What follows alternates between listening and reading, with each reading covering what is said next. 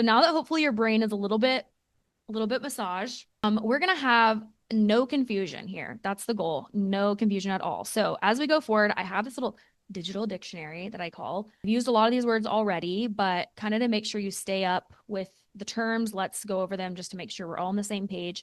Do a little check-in, okay?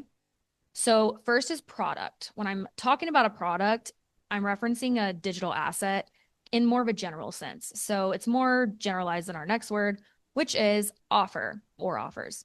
This can mean two different things. Most of the time, how I use it at least is in reference to some sort of specific product or service that you have. I'll call that an offer. For example, I have an offer called Serial Society. It's a community coaching space for first gen founders.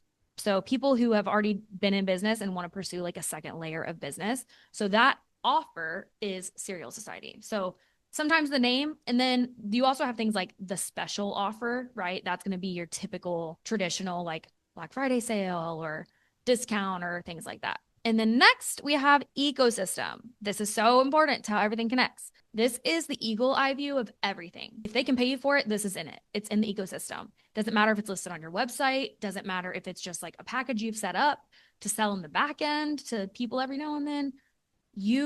This is your ecosystem. It is included. And I tend to refer to this sometimes also as like a web or an offer tree as well, just so you know. Web, offer tree, ecosystem, it's everything. That's kind of the main point that you just need to know. It's everything. Then we have digital space, which I've already used probably like 100 times. But this is referring to the core digital economy, not the whole digital economy, which also includes things like softwares.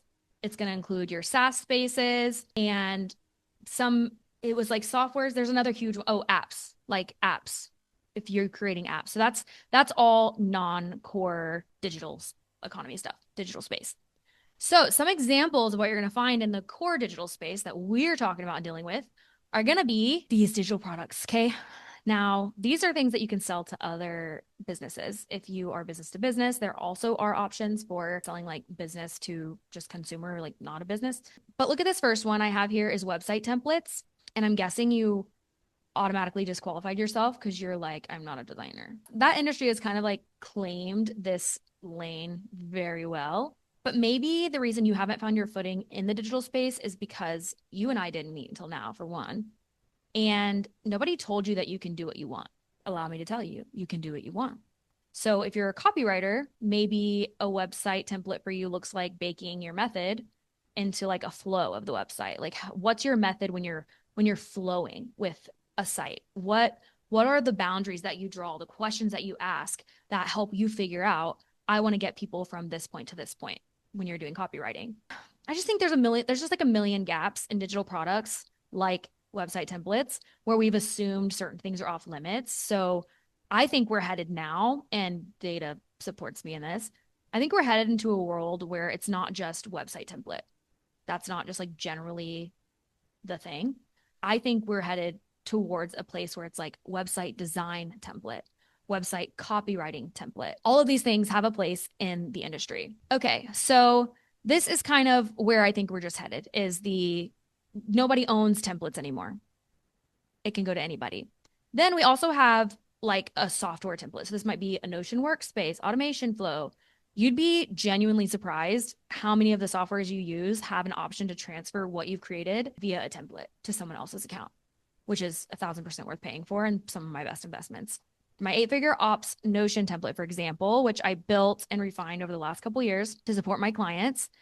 I built it so that they would have a system that not only keeps track of like their business structure. So think offers, links, protected passwords that only they are supposed to see, process documentation, SOPs.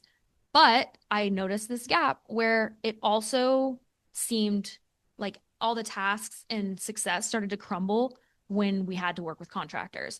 So it also doubles as a workspace. So you have the information on one hand, and then you have this workspace, and it's all in one place. Okay, so now contractors can be plugged into the information they need so easily. It's not filling out a million questionnaires.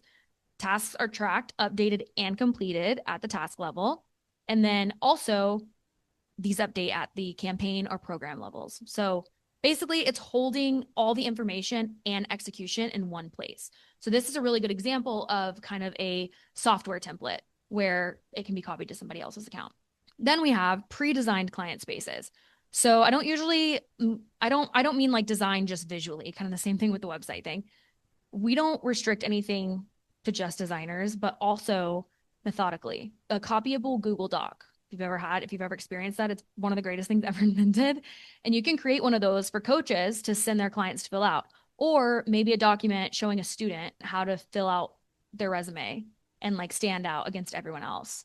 So there are billions, if not literally trillions, of documents like this that people create for themselves to make life and their jobs so much easier.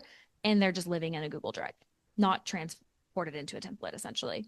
So I'm telling you, the options are endless here.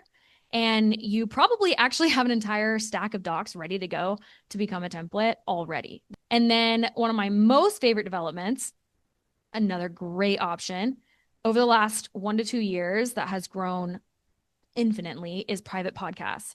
Revenue from podcasting jumped 35% in 12 months, from 34 billion to 45.9 billion.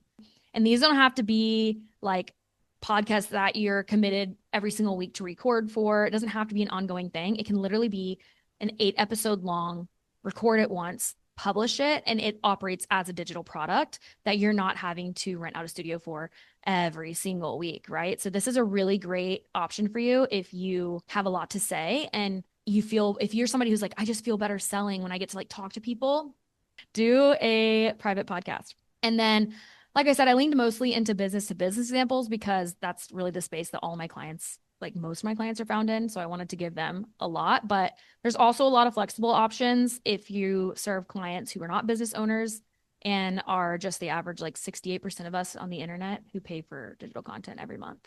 So things like this might be post templates, pre-written captions, or gear checklists, like how to record a video on TikTok. Like there's a lot of creators creating some of this that the everyday person is loving. If you want to know a few places where digital products can actually be like posted and sold that aren't just on your website, kind of like how your services are, then here's a list you can screenshot real quick. We have Etsy, Creative Market, Notion Marketplace, Pinterest, and a lot of other specialized platforms that you're able to actually, a lot of them go on, sign up, and become a recommended source for people who are looking for templates or some sort of just resources for that specific audience, whichever the company audience is.